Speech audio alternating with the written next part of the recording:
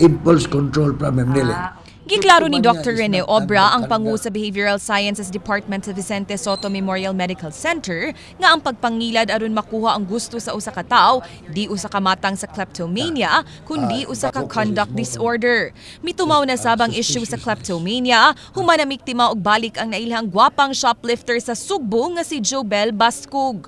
Una kining nakuhaan sa CCTV nga misul-ub og kinawat nga si Nina, humanangilad og mga tindera, gireklamo sab nga wa makabayad sa usa ka bar, nangilad og taga-parlor nga wa mibayad sa iyang gi-avail nga salon services ug karon bag-uhay lang nga wa mobayad sa usa ka resort. Sa magmodo sa halos tanang insidente si Jobel, diin magpaila kining dato ug magpasangil dayong mo-withdraw sa ATM aron makalakaw sa tindahan ug muikya sa iyang financial obligations, magbilin kinig bag aron ipakita nga kunuhay mobalik ra siya.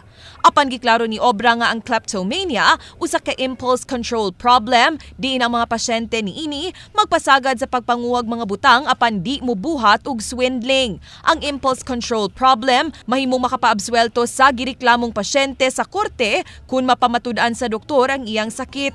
Apan ang kanunang pagpangilad sama sa gibuhat ni Bascug usa ka conduct disorder nga gi-characterize sa irresponsibility, pathological lying ug pagsupak sa mga balaod.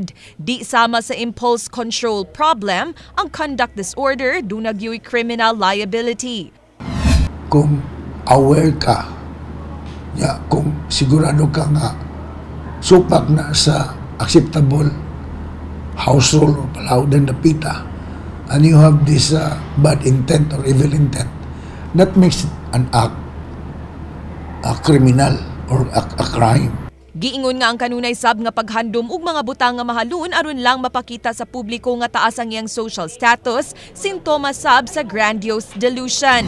There are people who are some sort mga histrionic, mga egoistic ba na they want to live in a standard nga beyond her limit, no.